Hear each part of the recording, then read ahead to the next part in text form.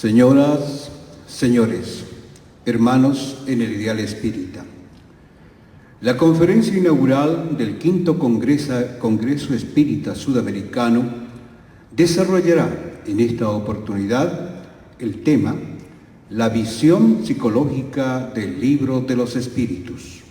Con ustedes, su expositor, John Reynolds.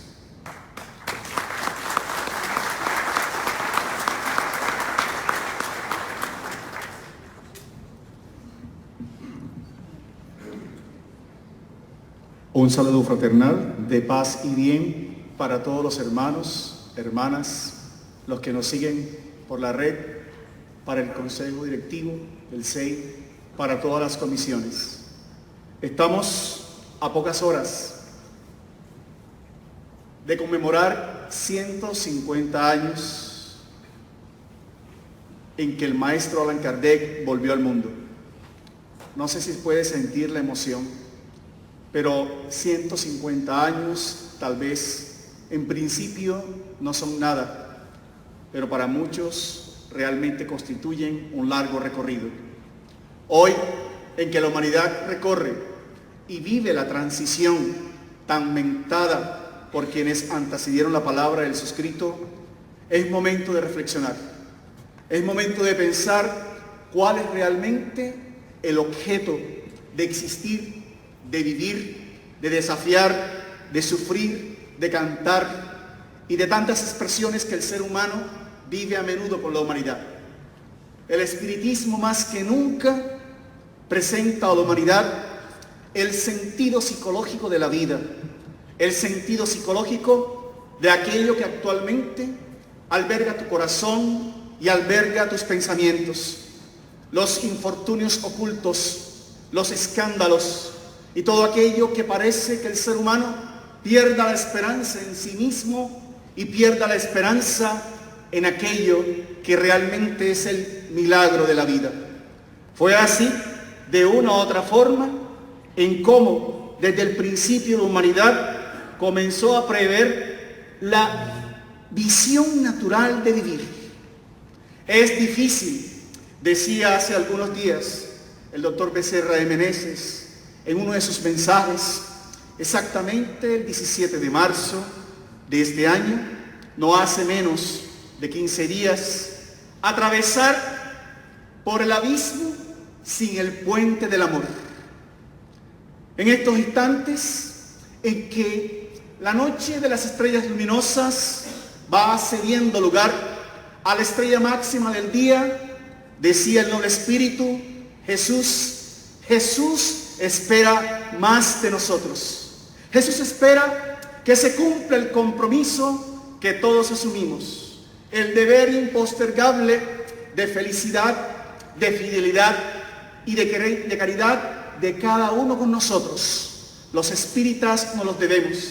En estos momentos en los cuales el ser humano encuentra en el camino espinas y dolores, es necesario continuar con la convicción de la inmortalidad. En estos momentos en que el ser humano acude al festival del ego, en donde las fuerzas tenebrosas del ayer, del hoy y de aún poco el del mañana, provocan al creador de la vida, aquel que es la vida, aquel que es la verdad, enfrentándonos en infortunios y en caminos de batallas. En este momento, la alternativa necesaria es el amor. No hay otra opción que amar. Pero ¿cómo amar? ¿Cómo entregarnos? No hay otra opción que vivir realmente el Evangelio bajo esa visión psicológica y real. Nosotros en estos momentos somos el puente del amor. Los niños, los adolescentes, los adultos, unos y otros, que ya hemos sentido a Jesús, que ya reconocemos en la inmortalidad el objeto perdural de la vida, reconocemos en la verdad estas visiones. Y así estamos, como en un trampolín, esperando que la luz de la inmortalidad nos abrace. ¿Quién desea morir? ¿Quién desea reencarnar? ¿Quién desea entrar en un ataúd Quien desea visitar un cementerio es la visión que el materialismo consuela a aquellos que tal vez en estos instantes yacen en el lecho de un hospital, viven la oscuridad de una celda o simplemente ven la oscuridad de la depresión. Sin embargo, en esos momentos actuales, el maestro Kardec, en la Revista Espírita de 1858, número 4, número 1 de ese abril, con claridad anunció: cada cosa viene a su tiempo. Y este periodo que acabó de transcurrir fue dedicado por el Todopoderoso a las matemáticas, a las físicas, a las ciencias exactas, con el fin de que el hombre se pudiera predisponer con exactitud a las ciencias de observación, a efectos de poder solicitar a esas ciencias de observación la respuesta efectiva y profunda de los fenómenos que estaban a punto o que ya presenciaban. Este periodo que se inicia, en el cual el periodo científico ha dado su momento, hace que el Creador inicie a los hombres en las cuestiones psicológicas. El periodo psicológico, la ley inmutable de la perfección, de la evolución. El hombre ya vio los astros, ya observó las profundidades del océano, ya verificó cómo la estrella muere, cómo la estrella nace, cómo el océano palpita con sus olas. Ahora es menester iniciarlo en un proceso distinto hacia una nueva carrera, su alma, su inmortalidad. Por eso el faro que se anuncia allí es distinto, porque es un faro que anuncia que a pesar de la instrucción, la educación no ha cumplido su mejor momento. Era, por cierto, 18 de abril de 1857. Allí, como observan ahora, en la calle Montpensier, frente al Palacio Royal, en la Galería de Orleans, exactamente en el vestíbulo donde estaba la librería de Entú.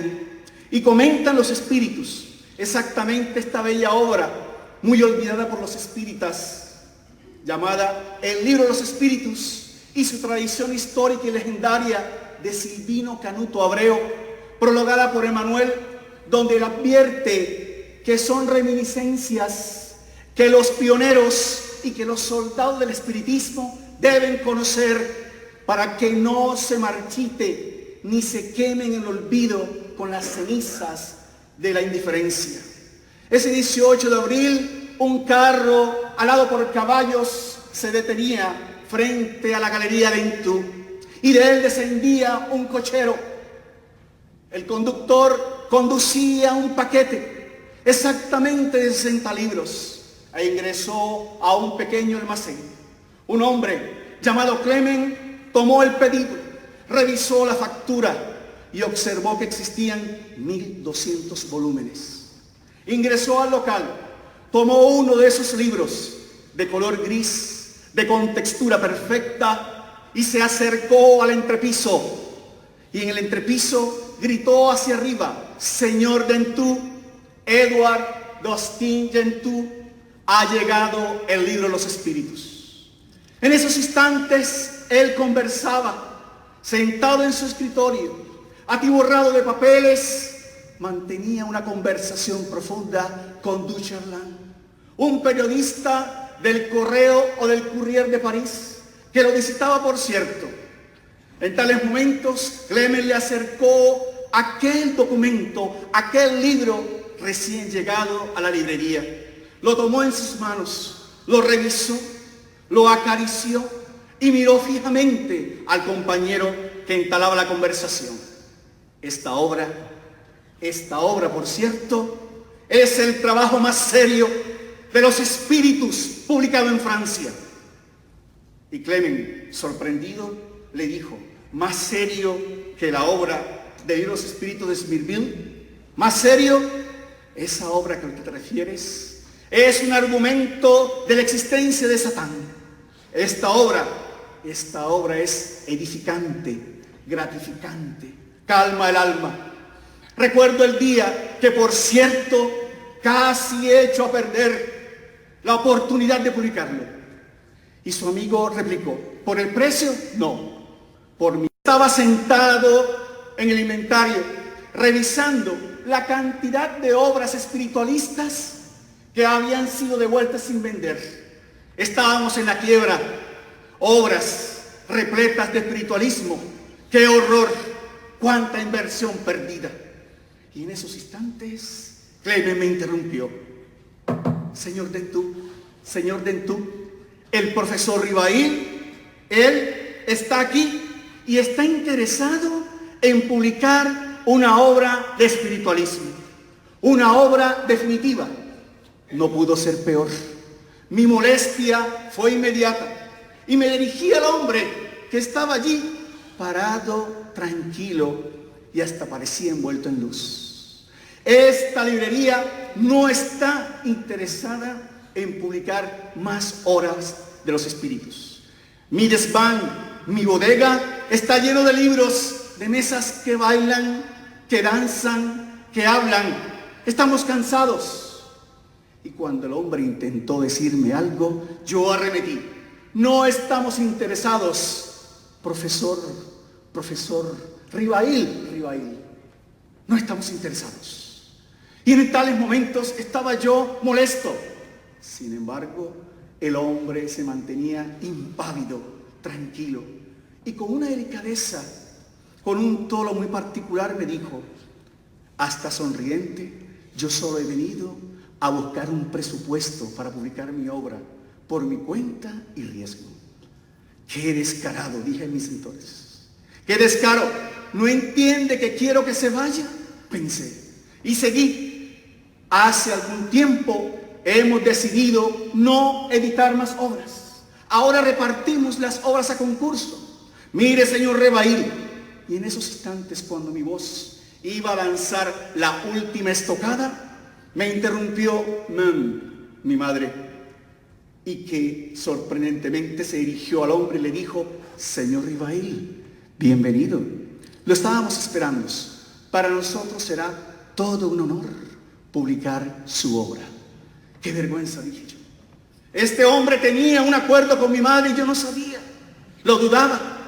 Y entonces, tratando de arreglar la incómoda situación, intervine, diciéndole: señor, desconocía su acuerdo. Para nosotros es un honor publicar la librería Dentú, el libro de los espíritus. ¡Qué vergüenza! Quise que la tierra me tragara. A los pocos días encontré sobre mi escritorio un memo elaborado por mi madre que decía: imprimir urgente. Era el libro de los espíritus. Y yo dije a mamá: ¿siempre vamos a publicar esta farsa?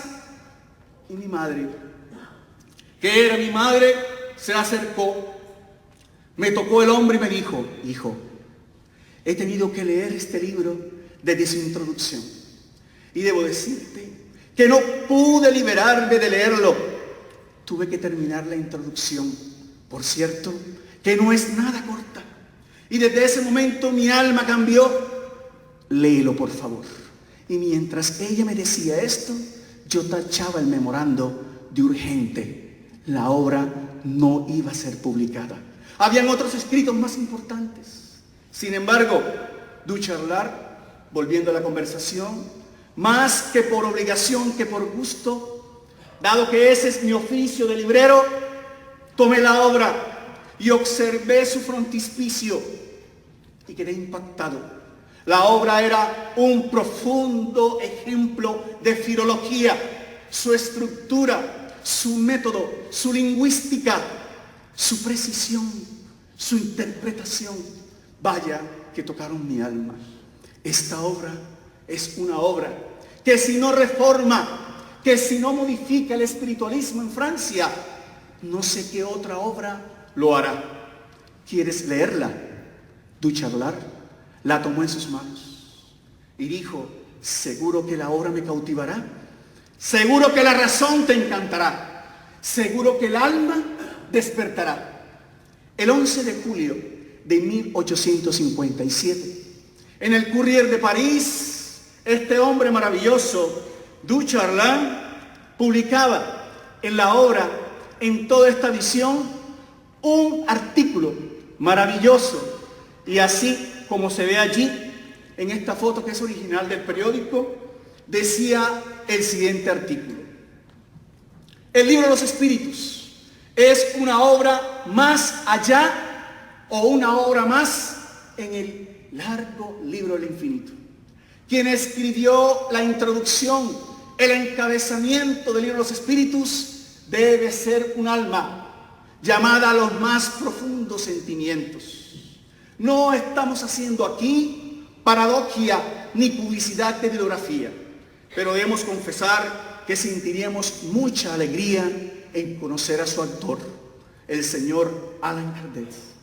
A aquellos que en el mundo riegan el polvo con sus lágrimas, les decimos: leed el libro de los espíritus, os hará más fuertes. A aquellos que por el mundo andan, deambulan, recibiendo aplausos, donde la fortuna les sonríe, les decimos: leed el libro de los espíritus, os hará mejores personas.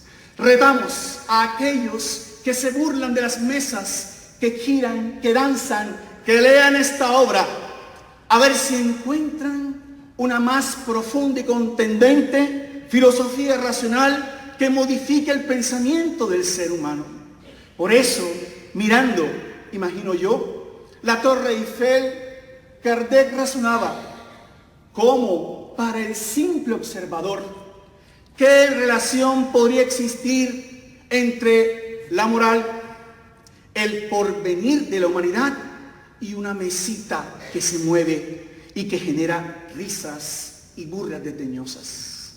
A esos que se burlan, tanto en el ayer como el presente, como ahora, como en el mañana, le decimos: de esa mesita que te ríes ha salido toda una ciencia, toda una filosofía que ninguna corriente actual parece resolver. Es más, no resuelve. Indica Allan Kardec en el libro de los espíritus de allí. Sin embargo, es filosofía espiritualista, como todo en estos días recordamos en los talleres, ¿verdad? Cómo se contiene el libro de los espíritus. Y a veces los espiritistas hablamos de espíritus, hablamos de reencarnación, hablamos de mediunidad, pero nunca de filosofía espiritualista. El concepto de filosofía espiritualista es la reacción histórica de Kardec frente a la filosofía materialista de Augusto Comte.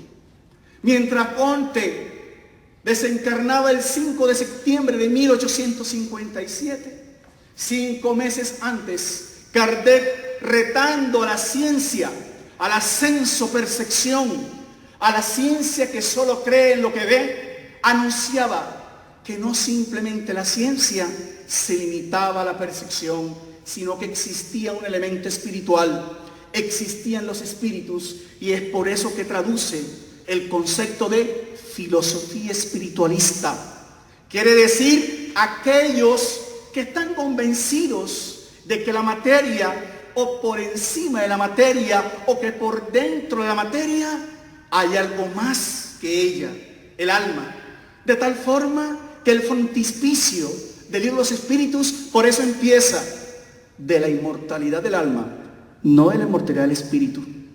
Porque es el alma psicológicamente, del latín psique, la que sobrevive al proceso de destrucción celular. De esa manera hay unos fundamentos para decir que el espiritismo es psicológico, habla del alma, de su educación. Varios son los fundamentos. El primero de ellos es que Kardec señala que una cosa son los espiritistas y otro los espiritualistas. Por cierto, en un mundo actual donde hay algunos espiritualistas que se llaman espiritistas, pero desconocen el lado moral, científico y filosófico de Kardec.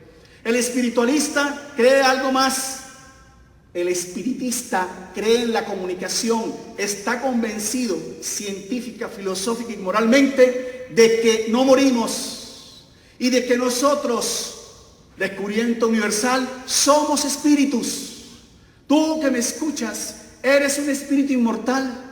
Lo único que tenemos es un cuerpo físico y los otros ya han dejado el cuerpo físico para mostrarse en el perispíritu. La muerte se da. Y este es el túnel, les presento el túnel. Aquí vamos a estar algunos al momento de la muerte. ¿Qué les parece? Hay azul, hay negro, hay rojo. ¿De qué color lo prefieres? Todos quieren atravesar el túnel. Hay un túnel delicioso a la entrada de Cartagena. Porque Santa Cruz de Bolivia es la ciudad más hermosa de Sudamérica. Después de Cartagena, ¿no? De tal forma que Kardec precisa, y lamento que esta parte sea un poco pesada, pero debo mencionarla. La primera aclaración que hace Kardec en la introducción 2 es decir que hay alma. Pero ese concepto podría traer confusión y dice el codificador: voy a utilizar el concepto alma en 3 conceptos durante toda la codificación. Alma vital, para referirme a todos los seres orgánicos, a los animales y a los hombres. Alma intelectual, que es propia del animal y del hombre, la evolución anímica. Y alma espírita, que pertenece únicamente al hombre, quien tiene psicológicamente una individualidad. ¿Sabías que tú eres diferente al que está al lado tuyo? Mírense un segundo los que están al lado, unos son otros, por favor. Son total. Hay unos que ni miraron, ¿no? No sé si es humildad o grandeza. Pero mírense un ratico. Cada uno de vosotros, no abusemos por favor, era simplemente mirarse. Cada uno de nosotros somos diferentes. No hay un solo ser psicológica, espiritual y emocionalmente igual. ¿No te parece maravilloso? Sin embargo, estamos abortando, nos estamos suicidando, nos estamos alcoholizando, nos estamos estuprando, nos estamos desconociendo. De esa manera, el espiritismo, Jesús y Kardec, y dice en la conclusión número 5 del libro de los Espíritus, que la moral, desde el punto de vista cósmico, no la moral de las religiones, sino las leyes divinas, que inician en el libro 3, junto con la psicología, miren lo que afirma Kardec, define los problemas más complejos y abstractos del ser humano. Kardec utiliza el concepto psicología y no había reencarnado Freud, porque Freud reencarna en mayo de 1860. Kardec utiliza el concepto de psicología y no había reencarnado Jung, que reencarna en 1875. Abraham Maslow, Elizabeth Kübler-Ross, tantos de ellos, nadie en la humanidad había dicho que el problema del ser humano no es simplemente el cerebro. ¿Qué les parece esta foto? ¿Apasionante, preocupante o nos hace reflexionar? ¿Cuántos han estado allí en un momento dado? Las personas solamente piensan en el bien cuando están a puertas de un quirófano o una funeraria. Antes el mundo nos pertenece y parece que nunca fuéramos a morir. Dicen los espíritus, me fascina esta parte en principal, antes de hacerlo espiritista, conviértelos en espiritualistas. Y yo no estoy hablando de misticismo religioso, estoy haciendo que las personas piensen en función de inmortalidad. Los espiritistas a veces nos quedamos cortos y entonces vienen los brujos a ganarnos el espacio, como está sucediendo. La gente cree más en supersticiones que en realidades existenciales. Las personas buscan más esta visión. En la Revista Espírita de 1858, y hago aquí una mención especial a nuestro querido hermano Enrique Baldovino, que se me viene a la mente. Él interpretó a profundidad este proceso y dice: la doctrina espírita, en el frontispicio de esta revista, nos ofrece toda la solución posible, moral y antropológica, para muchas situaciones que el ser humano no encuentra respuesta en otras filosofías. ¿Y saben por qué es importante la psicología o la visión espiritual o psicológica de la vida? Porque el hombre algún día entrará a ser parte de los espíritus. Y eso le digo yo a mi suegra cuando pelea conmigo. Yo no creo en los espíritus. Yo sí creo en los espíritus porque algún día tú vas a ser espíritu. Yo no creo en la inmortalidad. Yo sí creo en la inmortalidad porque fue un reencuentro maravilloso que tuve contigo. Creo que me casé contigo antes que mi esposa. Mentira. De tal forma que cuando Kardec coloca en la Revista Espírita, periódico de estudios psicológicos, hace alusión a la inmortalidad y a los principios de la doctrina espírita. Ese concepto se perdió porque los espíritas nos emocionamos con la psicología, nos emocionamos con la pedagogía, pero no nos emocionamos ni con la vida futura ni con la reencarnación. A veces hablamos más de reencarnación que de vida futura. Las personas en los centros espíritas deben ser más optimistas, tener más esperanza, y entonces cambian los demonios por los obsesores, y el agua bendita por el agua fluidificada, y el pastor por Jorge Berrío, o en el peor de los casos por Fabio Villarraga. ¿Y qué decir de las monjas? Hasta ahí llego. Porque el ancestro religioso es difícil. Y entonces, ¿cuál es el sentido psicológico de la existencia? Te pregunto, si en estos momentos nos tocara volver al mundo espiritual, ¿qué te gustaría que las personas recordaran de ti? ¿Qué tienes pendiente por resolver que has postergado para mañana? ¿Qué no has hecho con tu familia? Él es Lidio Caldas. Fue profesor mío en una maestría. Un hombre inteligente, viajaba a Europa 4 veces al año. Su sueldo era envidiable, su oratoria era impresionante, su memoria era impactante y tenía el periódico jurídico, seguramente ustedes lo conocen, más importante de Latinoamérica, Legis. Este señor, que irradiaba felicidad, el julio de 2016 solicitó permiso a un juez para practicarse la eutanasia. Y una carta que mandó a todos, incluyendo al suscrito, decía: he decidido morir dignamente. He vivido una vida feliz. He realizado todos mis sueños. Pero ahora que el cáncer linfático toma mi cuerpo, no merezco que mi familia me vea disminuido, adolorido, golpeado. Por eso he pedido que me autoricen a acabar con mi vida. Y yo decía, ¿cuánto desperdicio? ¿Cuán poco hemos hablado los espiritistas? Porque yo en ese momento, en ocasión a su fría y calculadora posición materialista, no insistí en darle el libro a los espíritus. El 16 de julio de 2016 se inyectó el kit de la eutanasia. Su familia celebró su muerte y muy seguramente Tito obtuvo un nuevo compromiso con la espiritualidad. Ahí están las redes, promoviendo los suicidios. Las fotos que observan son de jóvenes que se han suicidado. Hay sitios en la red.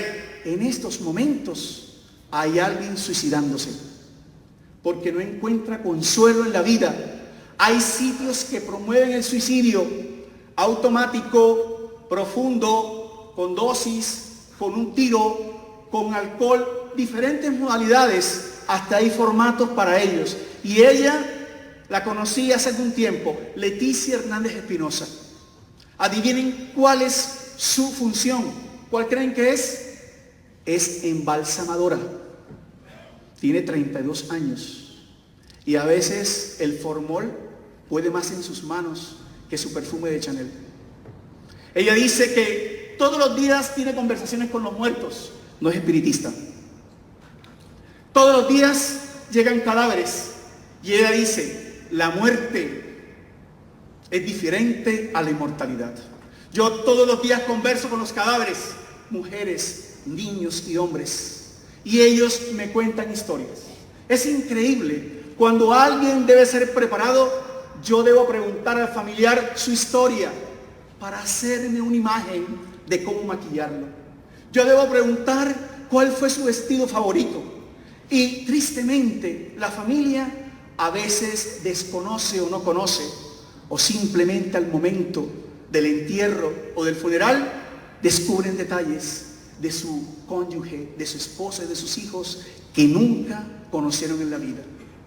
¿Cómo esperas tú que sea tu funeral? Me preguntarán en estos momentos, venimos a escuchar una conferencia de inmortalidad y me estás entristeciendo. Pues necesito hablar de muerte para a veces entender la mortalidad. Fue lo que él planteó. Jesús, Yeshua, hablaba de la inmortalidad. Jesús se presenta como el hombre más perfecto, psicológicamente más desarrollado, el hombre más equilibrado en todas las posiciones. ¿Y cómo se resume la doctrina de Jesús? En el amor. ¿Cómo resumiríamos el espiritismo en una palabra? Amor. No reencarnación, no inmortalidad, amor. ¿Cómo resumiríamos la vida en una palabra? Amor. De tal forma que, de una u otra manera, el ser humano tiene un recorrido. Al principio tiene instintos. Más avanzado y corrompido, tiene sensaciones. Más instruido, pero aún no purificado, tiene sentimientos. La pregunta es, ¿cómo estamos sintiendo actualmente? ¿Por instintos, por sensaciones o por sentimientos? ¿Cómo estamos sintiendo? Hay a veces que decimos amar, pero en verdad tenemos apegos. Hay a veces que tenemos felicidad, pero en realidad es un placer fisiológico, ¿verdad? Como el que sentimos esta mediodía cuando almorzamos. Nos sentimos felices, pero es una felicidad fisiológica. El espiritismo, en el libro Jesús y la actualidad, que fue la razón por la cual creamos este libro, Visión Psicológica del Libro de los Espíritus, y cuyos derechos cedimos a la Fundación Remanso de Amor, dice Juana de Ángelis, Jesús es actual. Jesús está más vivo que nunca. Porque Jesús, conocedor profundo de la psique, de la psicología humana, podía penetrar los arcanos profundos de quienes lo confrontaban para poder alcanzar las causas profundas de sus aflicciones.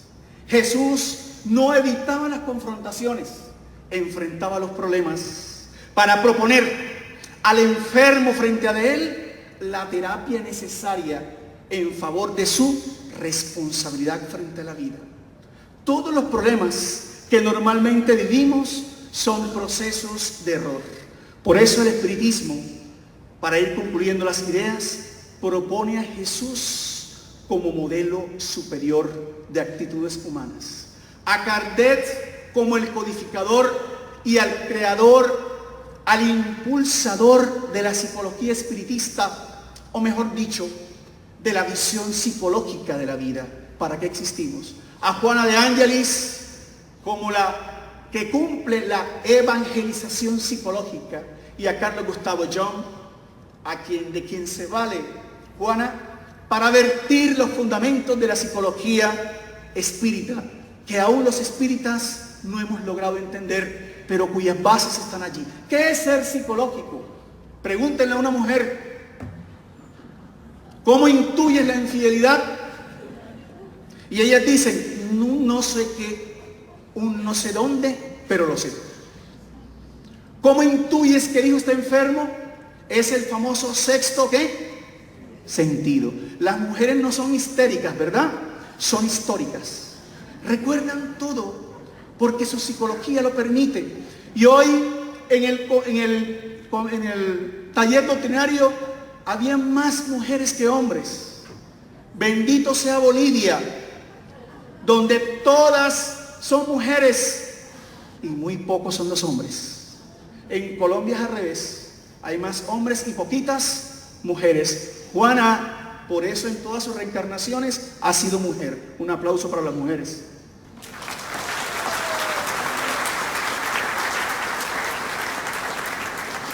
Queremos creer en la inmortalidad y estamos como Tomás, metiendo nuestros dedos en las llagas de Jesús. Queremos reformarnos y solicitamos milagros a los espíritus. ¿Y saben cuál es la revelación más grande que el espiritismo hace para la felicidad? Una palabra que poco encanta y gusta: libre albedrío. Los espíritus no te solucionan los problemas. Si en la casa espírita te están diciendo eso, te mintieron. Los espíritus orientan, los superiores por lo menos, ¿no? Allá recibíamos a Jesús, el portero de la esquina, ¿no? El que desencarnó, pero no al Jesús espíritu puro. La misión de los centros espíritas, lo concluíamos hoy, es buscar la sintonía con los espíritus superiores. ¿Dónde está el reino de los cielos? Kardec, en su profundidad racional, lo identificó. El reino de los cielos está en la conciencia. Al saber que las leyes dormían y yacían allí. O sea que la educación, del latín ducere, sacar cosas de dentro, significa que en la psiquiatría, en la psicología, en la psiconeuroendocrinología, el ser humano solamente es capaz de curarse a sí mismo, mas no hay enfermedades, hay enfermos. Fue el mensaje de Jesús. No hay imposibilidades, hay hombres de poca fe que no creen en su naturaleza espiritual, y pasamos así. Ese miquito, ese simio pequeño que está allí, no se reconoce, se sorprende. El único ser racional que es capaz de reconocer su imagen, ¿quién es? Nosotros. Y todos los días nos paramos frente al espejo y no descubres nada diferente, porque tenemos conflictos. ¿Qué tenemos entonces? Que Kardec dijo que el ser humano, en la pregunta 647, dice que el ser humano ya no necesita leyes. ¿Qué hicimos con las leyes? Hicimos Biblias, hicimos religiones, hicimos guerras y aún nos seguimos matando. ¿Cuál religión tuvo Jesús? El amor. ¿Y qué dicen los espíritus? Los hombres requieren reglas precisas, porque muchos preceptos generales dejan puertas abiertas a la mala ¿qué? Interpretación. Los espiritistas estamos desunidos porque aún no comprendemos bien la doctrina. Y a veces se suscitan disputas recordando las reminiscencias de los curas del ayer, como si la doctrina fuera personal o tuviera nacionalidad. Kardec dijo, el espiritismo no tiene nacionalidad. ¿Por qué? Porque es una doctrina universal.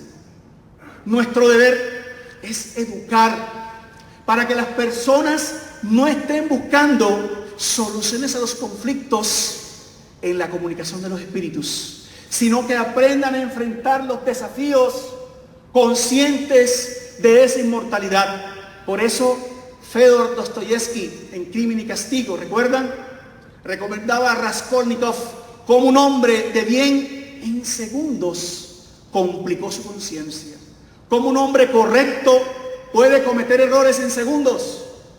Y es una cuestión de sintonía, es una cuestión de vigilancia mental para que la polución psíquica que aborda el mundo no nos dé más situaciones. Víctor Hugo en Los Miserables habla de la historia de Jean Valjean, quien una persona que siendo criminal, por un instante de caridad, transformó su comportamiento. Y en Dorian Gray, o el retrato de Dorian Gray, ¿recuerdan? Haciendo la semejanza del perispíritu, Juana de Ángeles nos recuerda en Amor Invencible Amor, cómo el ser humano va intoxicando sus diferentes existencias.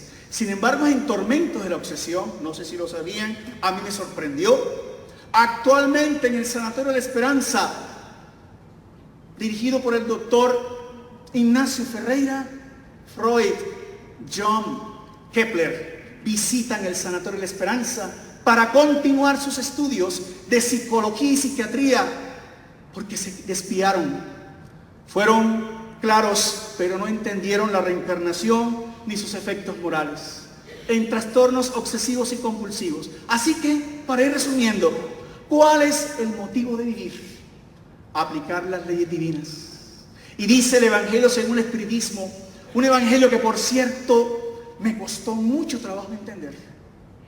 El deber moral, el deber de actuar conforme a las leyes divinas. Y dicen los espíritus, cualquiera que actúa con valentía en momentos de coraje puede cumplir con el deber.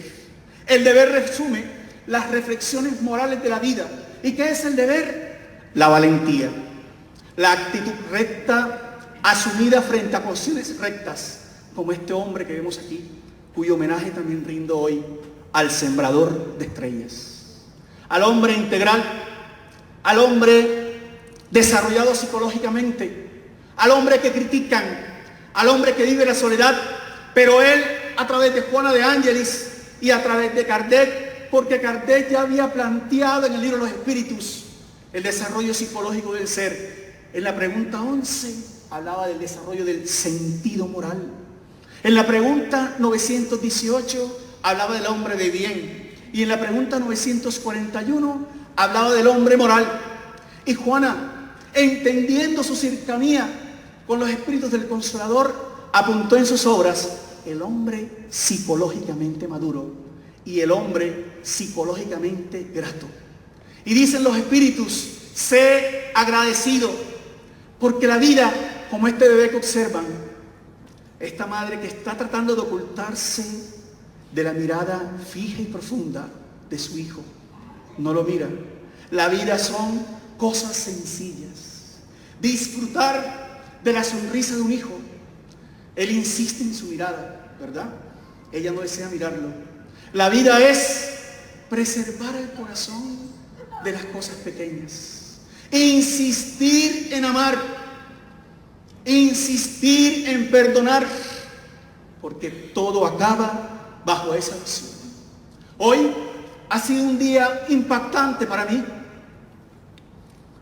Durante mucho tiempo pensé que pararse en un auditorio era simplemente exclamar palabras de Kardec. Y resulta que la vida me tenía encrucijadas, muchas encrucijadas.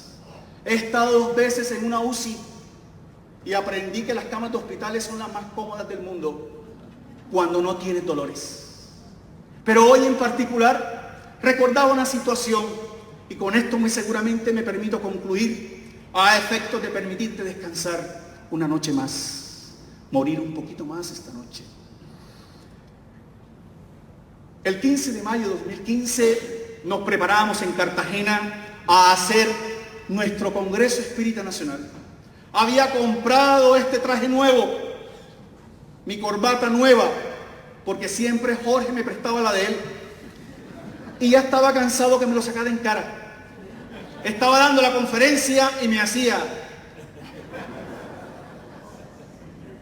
Y entonces recibí una llamada de mi jefe en la alcaldía de Cartagena y me dice, te necesito. Eran las 4 de la tarde y la inauguración, como hoy, empezaba a las 6. Y yo dije, no puedo, te necesito. Para eso tienes un contrato conmigo. Y me fui de malas ganas. Y yo decía, perdóname, Señor, qué molestia. Jesús, perdóname, qué molestia. Cuando llegué, el muy pillo estaba ocupado. Ni siquiera me atendió a tiempo.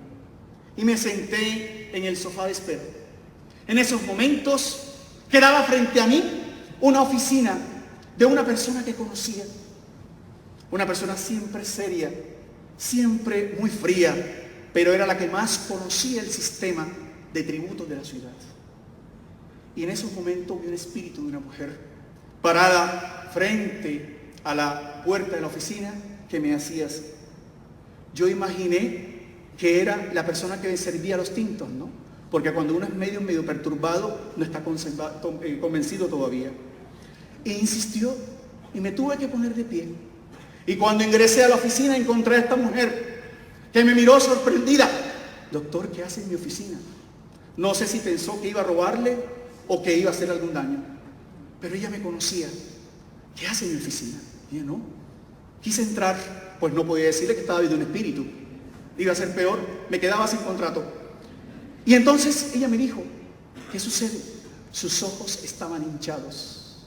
Había llorado todo el día. Y yo le dije, ¿no? Y el espíritu me comenzó a tocar el hombro. Nunca un espíritu me había tocado un hombro. Quería correr, pero era espiritista. Y yo le comencé a decir, tus ojos están hinchados. Y ella, tratando de simular un llanto, soltó la primera lágrima. Estoy cansada de vivir. Mis hijos me abandonaron. Estoy harta de tener 30 años en este cargo. Mi esposo se separó de mí porque un día me dijo que yo era una mujer sin sabor, que ya no lo hacía reír. Estoy aquí. Y yo le dije, no puedes cometer esto. Somos inmortales. Se me quitó la rabia. Somos espíritus inmortales. Y ella decía, yo sé que usted es alguien distinto. Y yo decía, será por lo simpático. No, usted tiene una energía distinta. Pero nunca me lo habían dicho. Sí, no sé por qué le estoy contando esto. Y resumiendo el tema, esa tarde ella pensaba quitarse la vida. Había comprado unas papeletas en forma de té para acabar con su vida. Y yo le dije, no, dame la oportunidad de cambiarte esa situación. Hoy va a hablar Divaldo. ¿Quién es él? Divaldo es un ser maravilloso. Por favor, tenía la boleta de aquí de invitación. Jorge me la había regalado. Y se la entregué. Y ella fue. Llevó una hermana. Y Divaldo, como nunca, esa noche habló al alma. La hizo sentir, la hizo estremecerse. Y después me dijo, ¿sabe qué? Le agradezco la vida. A mí no, a Jesús, a Kardec. Voy a comenzar a asistir. Pero tengo un problema más. ¿Cuál? Mi hija tiene 3 años que no me dirige la palabra. Me odia, me detesta. Yo quiero que ella venga. Y le dije, tengamos fe, que el tiempo pase y veremos qué sucede. Y el tiempo pasó, ella se convirtió en espiritista y la hija también. Y asistían todos los lunes a las conferencias, especialmente cuando hablaba Jorge, porque era el más simpático del centro, ¿no? Y cuando iban muchos a escucharnos, y ella vivía feliz, pero a Karen, su hija, le diagnosticaron un cáncer linfático. Otra prueba más. Pero esta vez me dijo ella, esta vez sé que Jesús me ama. Y todas las tardes, cuando ella vivía la quimioterapia, me llamaba, doctor Joneri, ya salimos de la quimioterapia. Karen quiere escucharlo. Y yo le decía, Karen, qué bueno, eres fuerte, eres mujer. Tienes un hijo, tenía un bebecito de 6 meses y no podía amamantarlo por la quimioterapia. Muy pronto lo vas a amamantar. Y ella me decía, sí, qué bueno ser espiritista, doctor. Qué bueno conocer la doctrina. Y así pasó más de 2 años. Momentos iban, momentos venían. La semana pasada, exactamente el martes, volvió a escribirme. Y me dijo, Karen está mejor. Las plaquetas, los leucocitos mantienen estabilidad. Dicen que le van a dar de alta. Y hablé con ella. Y le dije, la inmortalidad es real. Aprovecha la moratoria. Aprovecha el tiempo. Dale de lactar a tu hijo. Abraza a tu esposo. Ve al centro espírita. Y esta mañana, mientras estábamos allí en el comité doctrinario, alegres y sonriendo, me enteré que desencarnó hoy a las 11 de la mañana. Me conmovió el alma. Y sí, los hombres también lloran. Me dolió porque a pesar de conocer la inmortalidad, no esperaba que se fuera tan pronto. A pesar de conocer la verdad, no entendía por qué ella tan joven iba a marchar. Sin embargo, era espiritista. Era espiritista y eso es distinto. Eso nos hace distintos. Hoy hablé con ella, con Nora, después de salir de aquí. Como si fuera gracia de Dios, logré la comunicación. Y me dijo: doctor, Nora Karen murió. Y yo le dije: desencarnó. Como sea, me duele, pero estoy fortalecida. Me dio una lección de testimonio. Los espíritus me dijeron que era una oportunidad.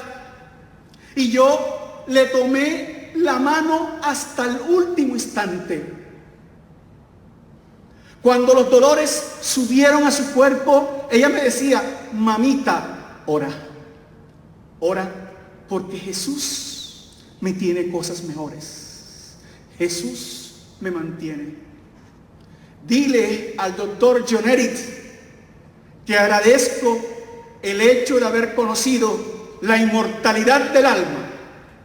Dile que agradezco las tantas veces que personas cantaron el Evangelio recordando mi verdad. Y yo, simplemente tratando de ser fuerte, la escuchaba sin decir palabra alguna.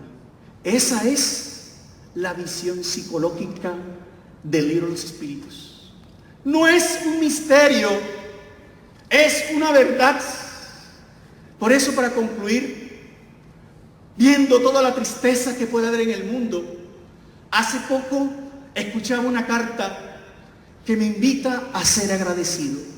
Agradece todo: el dolor, la tristeza, la alegría, el hecho de estar aquí, la sonrisa, el abrazo. Agradecemos por todo, pero aún cuesta agradecer. Edgar Vivar, este señor que hacía el papel del ñoño, ¿recuerdan?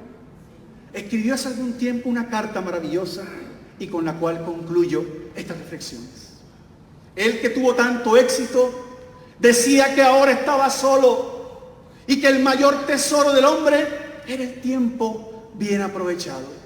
Sus palabras decían básicamente esto: miraba la banca que estaba en el patio de su casa y dijo estas palabras: Hoy miré esa banca donde tantas veces me senté con mi esposa, le tomaba la mano. Esa banca me hizo recordar. Y miré al patio,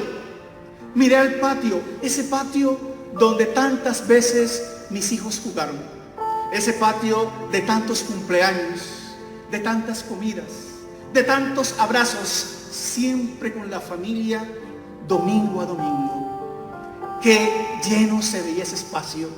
Las voces de mis hijos, las caricias, los besos, los abrazos. Qué distinto era el sentir del sol. Hasta las flores parecían tener otro color y expeler otro perfume. La brisa se sentía distinto. Qué años llenos de música y de tanta esperanza. Tenía tantas cosas por hacer.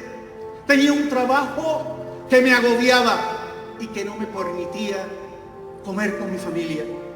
Tenía tantas cosas por pagar: la hipoteca, el colegio, la universidad, el colegio de mis hijos, que mis hijos estuvieran en un buen colegio. Y sin embargo, ahora miro y me pregunto: ¿dónde está mi esposa? ¿Dónde están mis hijos? ¿Dónde están los perros que ladraban y que tanto molestaban? ¿En qué momento mis hijos crecieron y se volvieron tan ocupados como yo? ¿Dónde están? Ya no huelo el café recién hecho. Ya no siento el olor de mi casa. Estoy solo. Y quiero decirles que si yo pudiera regresar el tiempo, me gustaría decirles que abrazaran más, que hablaran más de Jesús, que hicieran que fueran espiritistas, que sintieran fe en los espíritus, que dijeran al mundo que estamos viviendo una transición, mas no es el final. Levanta tu corazón y grita al mundo de que eres espiritista, de que estás convencido de la reencarnación y que la mayor victoria del hombre es, sin duda alguna, el amor. Muchas gracias.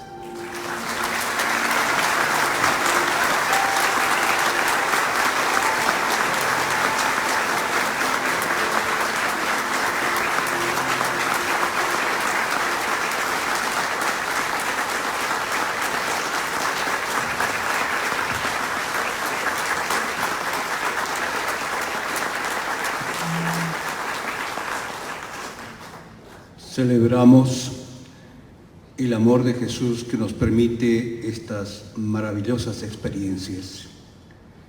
Nuestro expositor, John Reynolds, se merece otro aplauso.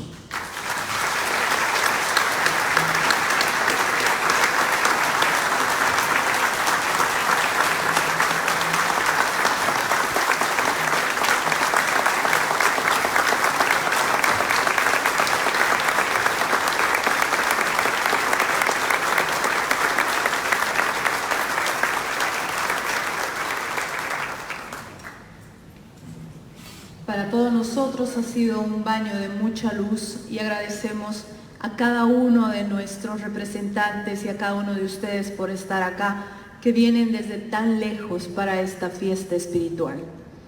Finalizando con la primera jornada de nuestro encuentro del quinto Congreso Sudamericano, deseamos a ustedes una noche feliz de estadía en Santa Cruz, Bolivia. Señoras, señores, hermanos en la doctrina espírita, muy buenas noches.